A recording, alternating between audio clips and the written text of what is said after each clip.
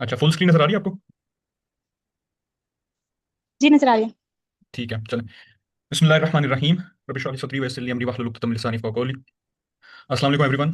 This presentation is going to be an introductory presentation on the four compartments of Surah Jummah, ayat number 2.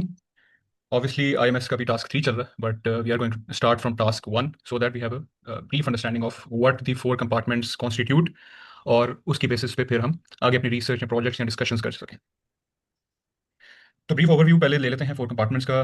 अल्लाह ताला सूरह जुमा में कहते हैं कि युसब्बिहु लिल्लाहि मा फिस समावाति मा फिल अर्दिल मलिकुल कुद्दूसुल अज़ीज़ुल हकीम वल्लज़ी बअस फिल उम्मिय्यीन रसूलन मिनहुम यतलू अलैहिम आयातिहि व युज़क्कीहिम व युअल्लिमुहुमुल किताब वल हिकमत व इन कानू मिन क़ब्लु लफ़ी ज़लालिम मुबीन।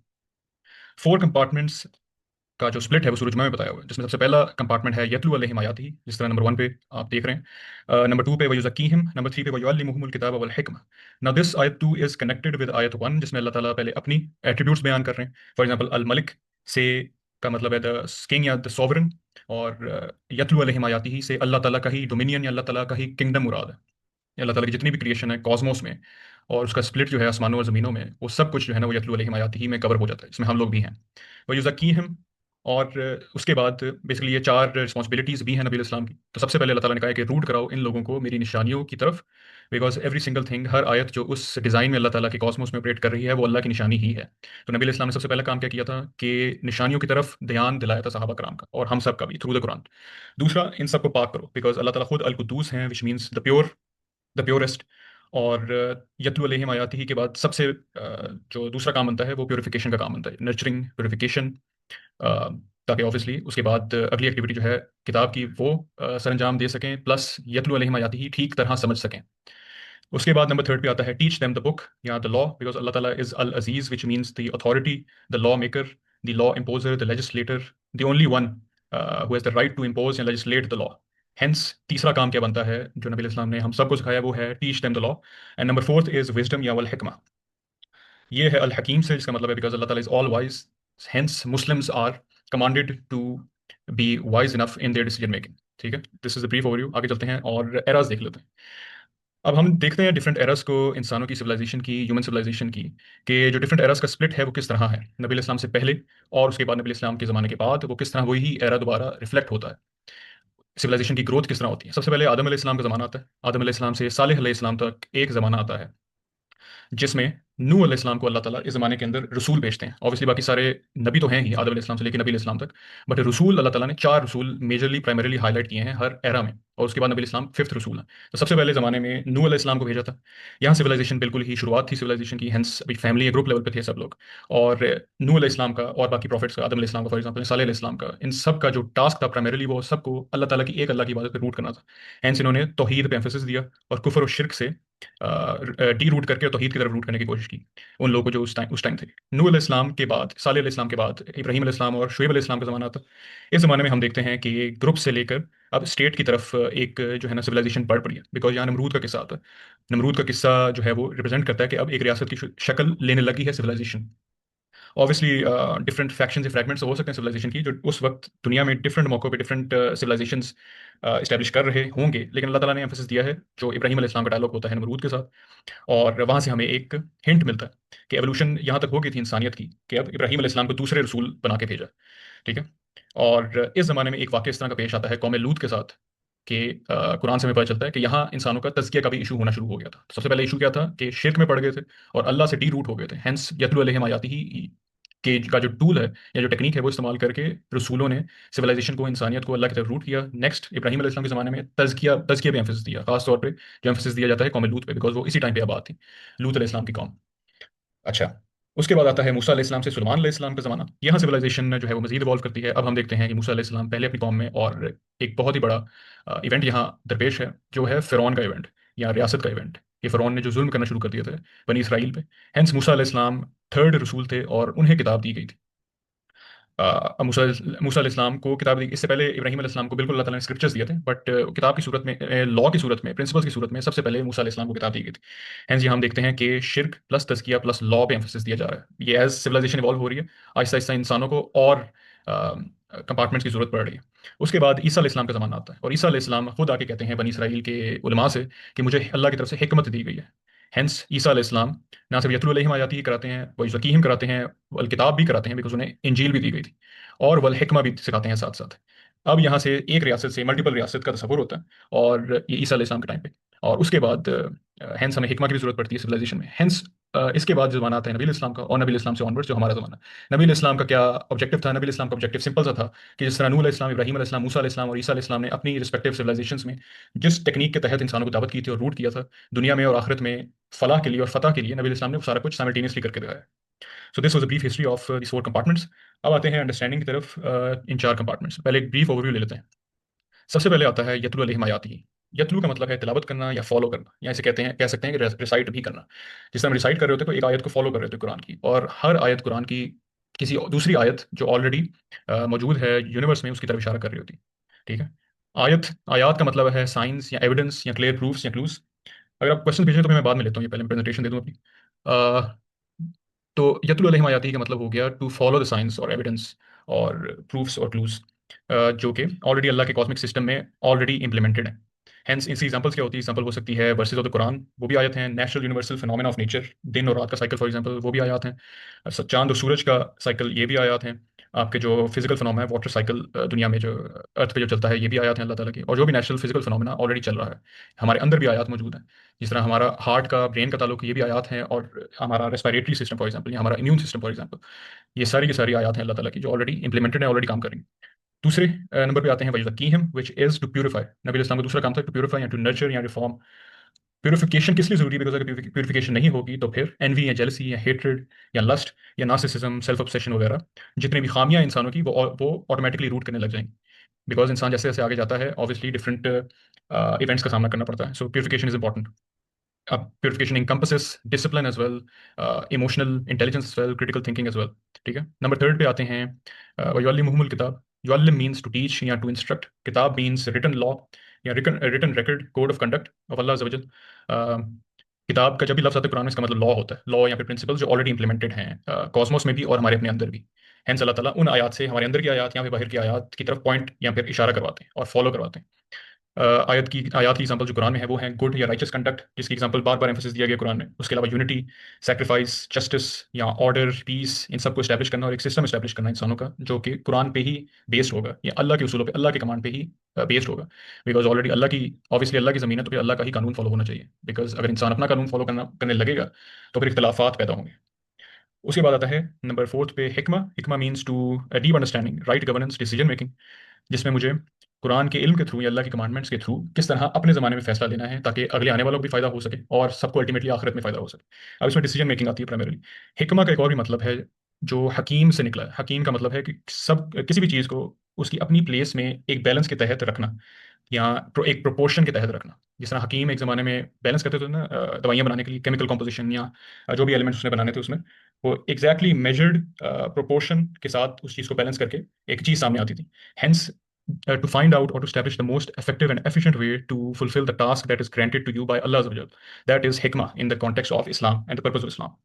अगर हिकमा नहीं होगा तो क्या होगा? हिकमा नहीं होगी तो फिर जहालत होगी, बायसनेस होगी, सब्जेक्टिव डिसीजन मेकिंग होगी। हर शख्स अपना फायदा, शॉर्ट टर्म फायदा एक तो सीख करेगा और सिर्फ अपना फायदा सीख करेगा, या फिर जिन लोगों को लेकर वो बायस्ड है उनका फायदा सीख करेगा। इससे क्या होगा? इनजस्टिस, क्रूअल्टी, हायरार्कीज बनेंगी, कास्ट सिस्टम्स बनेंगे, और जुल्म होगा दूसरे लोगों पे जिनका कसूर नहीं है, और एक रहम के बजाय जो है ना वो जुल्म स्टैब्लिश होगा सोसाइटी में। तो this is the brief overview of what these terms represent. अब आते हैं एक एक कंपार्टमेंट में, एक एक करके जरा डीप डाइव करते हैं। यतलू अलैहिम आयातिही को लेकर अल्लाह ताला कहते हैं कि द मोमिन are the only those who when अल्लाह इज रिमेंबर्ड और मेंशन, जब अल्लाह का जिक्र होता है तो उनके कल्ब या उनके हार्ट्स जो हैं, they tremble in fear, and when his आयात आर प्रेजेंटेड और रिसाइटेड टू देम देयर ईमान ग्रोज एंड हु हैव तवक्कल इन देयर रब। हेंस इस आयत से हमें ये पता चलता है कि मोमिन की तफ्तीश किस तरह होती है, कि जब भी अल्लाह की आयत का पता चलता है उन्हें, या जिक्र होता है किसी भी आयत का, या वो गौर फिक्र करते हैं किसी भी आयत पे, तो सबसे पहले उनका कल्ब इस चीज़ को एक्सेप्ट करता है कि वाकई ये सब कुछ कोइंसिडेंस नहीं है, ये किसी ने डिज़ाइन के तहत या कुछ सोच समझ के ही सारा कुछ सिस्टम डिज़ाइन किया होगा। वरना ये सिस्टम एक दूसरे को कॉम्प्लीमेंट ना कर रहा होता, आयत एक दूसरे को कॉम्प्लीमेंट ना कर रही होती, या वरना हर चीज़ एक दूसरे को ओवरटेक कर रही होती। फॉर एग्जाम्पल कि दिन के बीच में ये रात शुरू हो जाती, या फिर सूरज और चांद का तसादुम हो सकता था, या फिर कंसिस्टेंसी इतनी नहीं हमें नजर आ सकती थी, या फिर ब्यूटिफिकेशन या सिस्टमिक डिजाइन जो है वो नहीं नजर आ सकता था इन द कॉस्मोस या within our own cells. जो कि दूसरी आयत में अल्लाह ताला ने बताया है सूरह अल फुस्सिलत में कि soon will show them our आयात in the horizons and within themselves until it becomes clear to them that this is the haq. कि हम बाहर में आफाक में और इनके अनफुस में इनके अपने अंदर अपनी आयात दिखाएंगे कि इनके अपने अंदर भी एक सिस्टम चल रहा है जो इन हार्मनी चल रहा है, इन सिंक चल रहा है। और अगर इन हार्मनी या इन सिंक नहीं होगा तो फिर ये अपने आप को खुद हलाकत में डाल देंगे, डिप्रेशन में जाएंगे, या फिर कंफ्यूजन में जाएंगे, कंफ्यूजन फैलाएंगे, जुल्म करने लग जाएंगे। अगर तो इन हार्मनी नहीं चल रहा हमारा अपना सिस्टम हमारे अपने अंदर। इस एग्जाम्पल ऐसी कि एक कैंसरस सेल हमारे अपने सिस्टम को खुद तबाह करके रख देता है, बिकॉज वो अपनी करता है और बाकी सिस्टम के ही अगेंस्ट एक रोग एंटिटी की तरह ऑपरेट करता है, और उससे पूरे सिस्टम को नुकसान पहुंचता है, डेथ हो सकती है। तो यतलु अलैहिम आयातिही का फायदा क्या है, या how do we use this in the pursuit of what we are trying to do intellectual warfare में, साइकोलॉजिकल वॉरफेयर में। यतलु अलैहिम आयातिही गिव्स अस द बेसिस या fundamental concepts for exploration, study and research in अल्लाह's आयात, या फिर सिस्टम्स। अल्लाह का एक पूरा कॉस्मिक सिस्टम, उसके अंदर यूनिवर्सेस जितने भी अल्लाह ने या समावात डिजाइन किए हैं और अर्थ जो डिजाइन किए हैं, उस सब की जियोमेट्री, और उसके अंदर जो जो से सब सिस्टम्स ऑलरेडी ऑपरेट कर रहे हैं।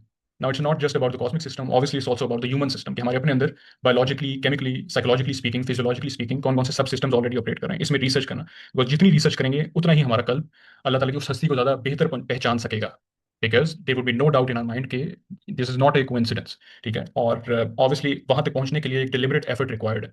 एफर्ट के बगैर, काम के बगैर किसी भी नबी ने कभी भी अल्लाह की आयत किसी भी मुशरिक को या किसी भी काफिर को दिखाई नहीं है। मूसा अलैहिस्सलाम को अपना असा फेंकना पड़ा है, तब जाके आयत नजर आई थी जादूगरों को, या नबी अलैहिस्सलाम ने आयत दिखाई थी चांद स्प्लिट करके, फॉर एग्जांपल, या फिर पूरी खिलाफत इस्टेब्लिश करके, कि ये कोइंसिडेंस नहीं हो रहा जो सारे लोग भाग के एक पूरे के पूरे सिस्टम में, एक निजाम में जा रहे हैं और सब लोगों को फायदा पहुंच रहा है, इंटेलेक्चुअली स्पीकिंग या psychologically speaking.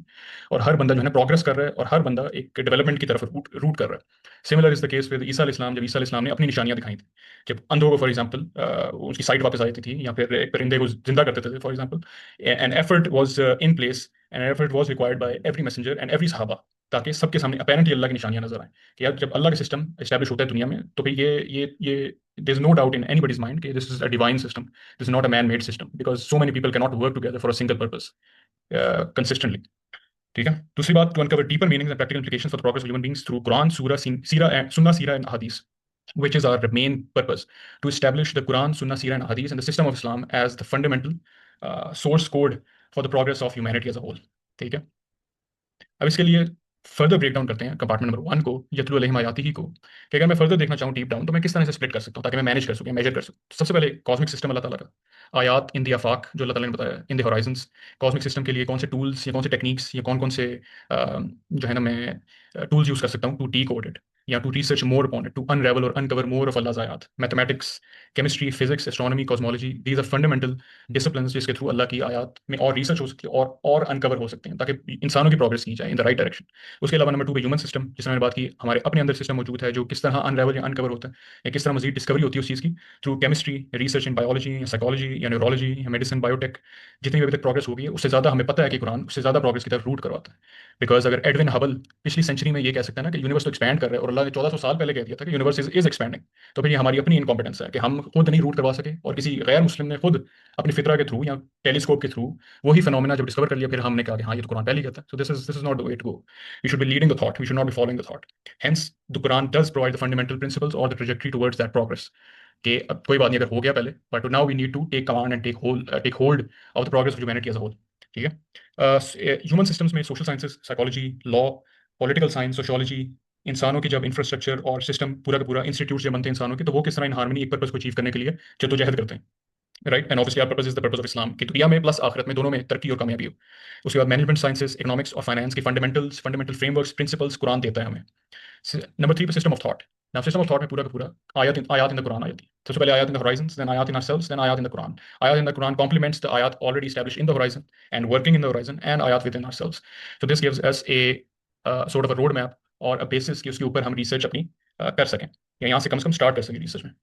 If anything, Quran ने शुरू से लेकर एंड तक जितनी भी रिसर्च होनी है, उस सबकी बेसिस जो है ना कुरान ऑलरेडी प्रोवाइड कर चुका है, जो इंसान करेंगे, बिकॉज ऑब्वियसली अल्लाह को तो पता है आगे जाके क्या होना है। So the primary sources include the Quran, Hadith, Seerah and Sunnah. उसके बाद secondary पे current developments in different fields जो बेशक गैर मुस्लिमों ने की हो, we can use them to complement our research in the Quran. फिर उसे देखना पड़ेगा केस टू केस कि किस तरह इसे हम लोग यूटिलाइज कर सकते हैं इन्होंने जो डेवलपमेंट कर ली है विदाउट द कुरान। अच्छा, तो इसका एंड में गोल क्या होगा? इसका गोल होगा कलेक्टिव प्रोग्रेस, इन्विटेशन टू इस्लाम through our own superior thought, contribution, our own progress, our own work that we have put in, our own discoveries and our own research. Obviously root करना उन लोगों को सिरात मुस्तकीम पे, या फिर दुनिया में प्रोग्रेस प्लस आखिरत में प्रोग्रेस, आखिरत में फलाह, और ईमान इंक्रीज करना या तकवा बिल्ड करना, कॉन्शियस अवेयरनेस होना, हर बंदे को खुद ख्याल होना कि I am not operating in isolation, I am operating as a whole within the human community. दूसरी बात, अब दूसरे कंपार्टमेंट पे आते हैं, वयुज़क्कीहिम पे, तज़किया पे। यहाँ अल्लाह ताला बार बार इशारा करते हैं एक ही चीज़ पे, क़द अफ़लह मन ज़क्काहा, कि वो कामयाब हुआ जिसने अपने आप को प्यूरिफाई कर लिया है, परफेक्ट कर लिया। If I do not purify and perfect my self with the already purified and perfected cosmos, because अल्लाह ताला की हर मखलूक ऑलरेडी प्यूरिफिकेशन में, परफेक्शन में ऑपरेट कर रही है। पूरा का पूरा cosmic system, cosmic design already किसी ना किसी नोड पे उस पर्पस के तहत ऑपरेट कर रहा है जो पर्पस अल्लाह ताला ने असाइन कर दिया हुआ है, सिवाए इंसानों के और जिन्नात के।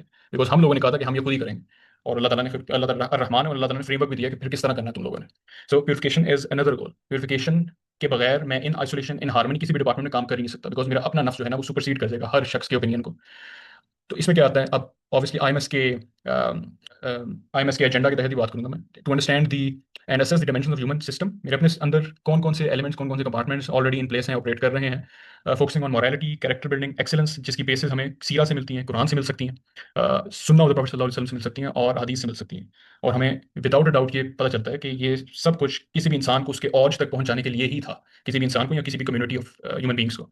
स्ट्रेंथ्स एंड वीकनेसेस क्या होते हैं ह्यूमन डिजाइन में, ह्यूमन सिस्टम में, और डेवलपमेंट या एथिकल कंडक्ट किस तरह कर सकते हैं। इवन गैर मुस्लिमों को किस तरह एक रोड मैप या एक रूट, एक फ्रेमवर्क देना है कि वो अपनी डेवलपमेंट कर सकें, even better than the framework they've already developed for themselves. ठीक है, ताकि हम इन अलाइनमेंट आ सकें पूरी कॉस्मोस या कॉस्मिक सिस्टम के साथ। बिकॉज इन अलाइनमेंट नहीं ऑपरेट करेंगे तो अल्लाह ने पहले बताया हुआ कि ये सब लोग फसाद मचा देंगे, जिस तरह एक मखलूक अल्लाह की जन्नत ऑलरेडी मचा चुके हैं हमसे पहले, इंसान को बनाने से पहले।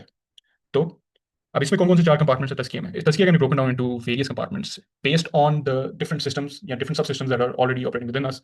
इसमें मैंने जो स्प्लिट किया ना वो किया है तज़कियातुल क़ल्ब, प्यूरिफिकेशन ऑफ द हार्ट या डेवलपमेंट ऑफ द हार्ट, या कोई भी थॉट प्रोसेस फ्रेमवर्क जो आप फॉलो करो ताकि आपका दिल मजबूत हो सके, डिसिप्लिन हो सके। उसके बाद तज़कियातुल नफ्स, फिर प्यूरिफिकेशन ऑफ द थॉट, तज़कियातुल अक्ल, उसके बाद purification of the action. Now purification of the heart में क्या आ सकता है? इमोशनल इंटेलिजेंस आ सकती है। I need to know and be aware of my own emotions so that I can develop them and I can use them correctly, so that I cannot, I'm not influenced by my emotions, but I am influencing, I have a command and control over my emotions and over the emotions of others. ठीक है, fears of fascinations, अपनी बशीरों व नज़ीरा जिसमें अल्लाह ताला बताते हैं कुरान में, इसे डिसिप्लिन करना, हार्नेस करना इस चीज़ को, और रूट करना अल्लाह की तरफ, बजाय इसके कि मौत का डर हो मुझे या किसी दुनिया को पाने की फैसिनेशन हो। ठीक है, दुनिया के रिसोर्सेज यूज़ करना इस्लाम के फायदे के लिए, दैट इज़ द पर्पस, और वो तज़किये के बगैर अचीव नहीं हो सकता। अब इसमें एग्जांपल क्या आती है कुरान में? जिक्र जो है अल्लाह का, जिक्र या अस्कार या अल्लाह की रिमेम्बरेंस या रेपिटेशन उस चीज़ की, अल्लाह को याद करने की या अल्लाह का जिक्र करने की, ताकि हार्ट जो है वो मजबूत हो सके। बिकॉज सिर्फ अल्लाह ताला की याद में ही दिलों को सुकून मिलता है। दिस इज द आयत ऑफ द कुरान। इसके अलावा your heart cannot be satisfied. उसके बाद आता है आपका नफ्स। नाउ द नफ्स, द हार्ट, द अकल, the and your actions, this has to be in harmony with the purpose of इस्लाम। If it's based on any other framework other than the कुरान, तो फिर ये हार्मनी में ऑपरेट नहीं करेंगे। बिकॉज जो तीन स्टेजेस हैं नफ्स की, नफ्सल अमारा जो है वो ट्रिगर हो सकता है अगर आप कुरान के अलावा किसी फ्रेमवर्क को फॉलो करें, और ज़्यादातर दुनिया में यही हो रहा है। सो नफ्स की पाकीज़गी मीन्स रीओरिएंटेशन। नफ्स को इंप्रूव करना, अल्लाह ताला ने तीन स्टेजेस बताए, फ्रॉम नफ्स अमारा टू नफ्स लवामा टू नफ्स मुतमइन्ना। Now obviously there are also external factors in place, कि अगर मैं बाहर का सिस्टम नहीं ठीक करूंगा तो फिर मेरा अंदर का सिस्टम नहीं ठीक हो सकता, और अगर मैं अंदर का सिस्टम नहीं ठीक करूंगा तो बाहर का सिस्टम नहीं ठीक हो सकता। So it's a perpetual upward spiral. ठीक है, ऑब्वियसली कहीं से तो स्टार्ट करना पड़ता है, या तो अपने अंदर से या फिर बाहर से, और अपने अंदर से स्टार्ट करेंगे तभी बाहर उसे फायदा पहुंचा सकते हैं ना उस चीज़ को। अब इसकी क्या एग्जांपल है इसे ठीक करने की? नफ्स पे वर्क करने की, नफ्स को डिसिप्लिन करने की। सलाह इज वन एग्जांपल, कि मैं 5 वक्त दिन में अपने नफ्स को डिसिप्लिन या चैनलाइज करता हूँ इन माय पर्पस, उस पर्पस को रिवाइज करता हूँ अपने सामने, अल्लाह के सामने हाजिर होकर। और उसके अलावा शुक्र, अल्लाह का शुक्र करना इज ऑल्सो नफ्स की पाकीज़गी। उसके बाद आती है purification of the thought. Purification of the thought में आ जाता है आपका that your thought should root from the paradigm of the कुरान, सीरा, सुन्ना एंड हदीस, नॉट एनी अदर पैराडाइम। इसके लिए obviously you need to assess the thought, critical thinking, logic and discernment, argumentation and questioning से ही आपकी थॉट प्यूरिफाई या रिफाइन होती है, और जितनी रिफाइन होगी उतना फायदा होगा। Then it all translates into action. आपके अमल it should be in line with the truth, और उसकी क्या एग्जांपल है? सब्र से और ज़कात से आपके अमल, आपके उस पाथ में आपको फायदा होता है, उस डायरेक्शन में जाने से। उसके बाद कंपार्टमेंट 3 पे आ जाते हैं। This is the this is the second last compartment, teach them the law. Allah ताला बताता है कि अल्लाह ने कानून उतारा है, अल्लाह है सेंट डाउन द लॉ। उनमें से कुछ आयात हैं मुहक्कमात की, कुछ आयात हैं मुतशाबिहात की, विच मुहक्कमात the foundation of the law. अब इसमें हमारा क्या काम है, या इसमें नबी इस्लाम ने क्या करके दिखाया है? तो लॉ प्रोवाइड्स अ फ्रेमवर्क जिसके ऊपर पूरी सिविलाइजेशन बिल्ड करनी है हमने। Now I have reshaped it या split it into 4 compartments. Law को किस तरह समझ सकते हैं? सबसे पहले root sources of the law which are again the Quran, सुन्ना, सीरा एंड हदीस। उसके बाद command on the prerequisites, because एक शरिया अगर आपने स्टैब्लिश करनी है, legal framework based on the Quran, which should be the default framework of the world, अगर आपने निकालना, you should have a command on the prerequisites which is the language sciences, contextual sciences, नफ, सर्फ, बलागा, किरात पे आपका command, the context, the structure of the Quran, असहाबुल नुज़ूल, नसीख व मनसूख, these are all examples of the different types of आयात इन द कुरान, और कुरान का पूरा जो इंटेलेक्चुअल फ्रेमवर्क है उसकी एग्जांपल्स। उसके बाद साइंसेस ऑफ तफसीर, तफसीर और तावील में क्या फ़र्क है। तफसीर is a base, is a surface level explanation, तावील इज़ अ डीपर इंटरप्रिटेशन। उसके बाद आपको कमांड होना चाहिए jurisprudence and principles of the law, उसूल अल फिक्ह, अमर अहकाम, कमांडमेंट्स ऑफ अल्लाह अज़्ज़ा वजल, मेथोडोलॉजीज क्या हो सकती हैं। Now specialised course needs to be taken for all of this, otherwise गलत इंटरप्रिटेशन तो हर बंदे ही कर रहा है कुरान का। अल्लाह ताला का कमांड किस तरह अल्लाह के प्रिंसिपल्स से कानून निकालता है अल्लाह ताला, जो ऑलरेडी इन प्लेस है। So how do we derive our own कानून जो हमने ह्यूमन सिस्टम्स में, इंस्टीट्यूट्स में बनाना है, और उस तरह इंस्टीट्यूट्स को चलाना है। प्रिंसिपल से लॉ निकलता है। Hence linguistic triggers in the legal question या फिर क्लैरिफिकेशन ऑफ ह्यूमन एक्ट्स। फिर उसका अल्टीमेट पर्पस मकासद शरिया, शरिया एस्टैब्लिश करना। वो चीज़, वो रूलिंग्स, वो कोड ऑफ कंडक्ट एस्टैब्लिश करना जो आज के मिसाइल और फ्यूचर के मिसाइल हल कर सके। ऑब्वियसली जितने भी शरिया पे काम हो चुके हैं, that is in a century, that is long past. Now we need to see it in terms of the problems of this era and the problems of the future. ठीक है, तो ये सारा लीगल फ्रेमवर्क में, law में आ जाता है। Obviously this also constitute systemisation of the law, कि सिर्फ इंटरप्रेट नहीं कर लेना बल्कि सिस्टम बना के भी दिखाना है। ठीक है, किसी भी इंस्टीट्यूट में, घर में, बेशक मदरसे में, स्कूल में, यूनिवर्सिटी में, कॉर्पोरेट में इंप्लीमेंट करके भी दिखाना है ये पूरा पूरा सिस्टम, सो दैट सबको फायदा पहुंच रहा है उस चीज़ में। The last compartment is the compartment of the wisdom. Wisdom क्या होता है, अल किताब और विजडम में क्या फर्क है। अल किताब को आप लीगल या लॉ की हैसियत में देख लें, विजडम को आप पॉलिटिक्स की हैसियत में देख लें, या डिसीजन मेकिंग की या इन्फ्लुएंस की टर्म्स में देख लें। अल्लाह ताला ने बताया कि जिसे अल्लाह ने हिकमत दी है, उसे अल्लाह ताला ने एक खैरन कसीरा दिया, अबंडेंट गुडनेस, कि उसे डिसीजन मेकिंग आ गई है या डिसर्नमेंट आ गई है कि हक और बातिल में तफरीक किस तरह करनी है। और कोई बंदा जिक्र नहीं करता सिवाय वो लोग जो इल्म रखते हैं। इस पे अल्लाह ने बहुत एम्फसिस कर किया कि इल्म के बाद हिकमत, या हिकमत जो इल्म से रूट होती है, दैट इज प्राइसलेस। इसमें हमारा क्या पर्पस है, identifying the current and future challenges, root causes क्या है उन इश्यूज की, और फिर प्रिंसिपल्स या गाइडेंस तलाश करना कुरान सीरा एंड हदीस से, टू इम्प्लीमेंट प्रैक्टिकल सॉल्यूशंस और the way to go ahead, so that we can implement, so that we can come up with and implement and execute policies for the purpose of governance, economics, health, IT, security, media, etc. अब इसमें this can be broken down into four compartments again, which are the paradigm. अब इसके क्योंकि मैंने title खुद दिए हैं इसमें, but it can be understood as a first of all system of thought, which is the fundamental principles of the Quran, जिसमें आप कह सकते हैं कि one part of it is the अकीदा, अकीदा, द वही, the ontology, the epistemology, the axiology, the teleology of the Quran. ये फंडामेंटल प्रिंसिपल्स है जो कुरान का फलसफा बताता है। फलसफे की बेस पे फिर आगे कुरान की सोच बनती है, सोच की बेस पे फिर एक फ्रेमवर्क, यहाँ पे इस काबिल होते हैं कि फ्रेमवर्क डिजाइन कर सकें या एक एसओपी डिजाइन कर सकें जिसकी सोच कुरान से रूट हो सके। जिस तरह हजरत उमर बिन खत्ताब ने एसओपीज डिजाइन या पॉलिसीज डिजाइन की थी अपने टाइम पे। ठीक है, वो रूट हो रही थी सोच कुरान के थ्रू, ताकि हम सिस्टमाइज कर सकें उस सोच को, बनिस्बत इसके कि हम कहीं और से या किसी गोरे के फ्रेमवर्क से लेकर पॉलिसी बना रहे हों जो फिलहाल पाकिस्तान में तो ये चल रहा है। कॉर्पोरेट में कोड ऑफ कॉर्पोरेट गवर्नेंस चल रहा है जो यूके के लॉ से कॉपी किया हुआ हमने, या फिर कोई यूएस का लॉ कॉपी किया हुआ हमने, या टैक्सेशन लॉज हमारे वो भी यूके के ही इंप्लीमेंटेड है। Now we need to be competent enough to root the laws या फ्रेमवर्क्स जो है वो बनाए कुरान के through.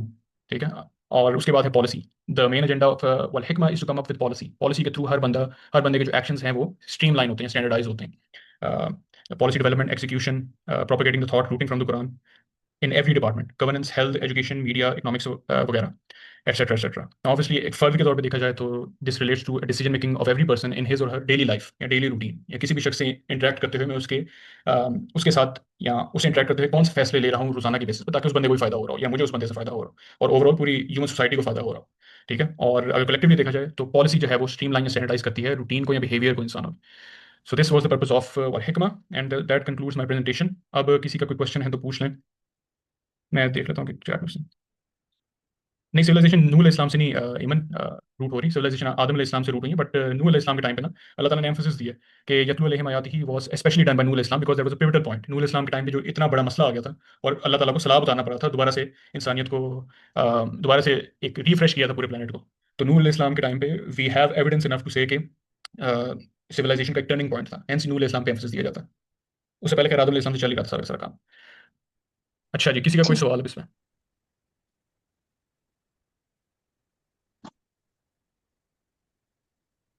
Jazakumullah khair, it was very informative, mashallah, barakallah feek.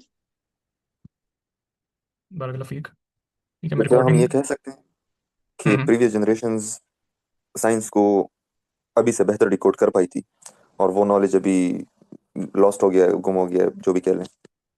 बिल्कुल, ये तो हमें पता चलता है। सुमेरियंस को फॉर एग्जांपल देख लें, या मायंस को देख लें, उन सिविलाइजेशन को देख लें। अब ये नहीं कह सकते कि उनके पास अल्लाह की किताब थी कि नहीं थी, लेकिन अल्लाह के रसूल ऑब्वियसली मौजूद थे। So we have hmm, evidence to say कि they had suspicious technology, and कुछ ऐसी टेक्नोलॉजी तो जो we can not even begin to grasp. इस तरह की प्रोग्रेस की है उन्होंने, बट ऑब्वियसली उससे ज़्यादा प्रोग्रेस अल्लाह ने कुरान में बताई है। If we are brave enough to research and deep dive into the Quran, may be we can come up with better technology generations down the line. तो हाँ, मगर बाकी हम ये प्रूव नहीं कर सकते कि क्या वो कुरान से लिंक्ड है या किसी इल्हामी और किसी किताब से या नहीं। अगर तो उसका थोड़ा सा, अगर तो हमें कुरान से या इंजील से इवन या इवन तौरात से अगर रेफरेंस मिलता है कि यार वहाँ सिमिलर बात लिखी हुई है, तो वी कैन ऑब्वियसली एक आर्गुमेंट प्रेजेंट हो सकती है कि यार हाँ ये सिमिलरिटी बन रही है, लेकिन obviously there is no way to say for sure. अगर तो एविडेंस हमारा मतलब प्रोबेबिलिटी ज़्यादा है कि एविडेंस सिमिलर है, then may be there is a chance के बाकी में, और ये भी हमें एविडेंस मिलती है कि कोई अल्लाह के पैगंबर भी उस टाइम पे, कोई अल्लाह के रसूल भी मौजूद थे उस टाइम पे जब ये टेक्नोलॉजी बनाई जा रही थी। So yes there is a high high probability कि हाँ उसका लिंक बन रहा है कुरान से।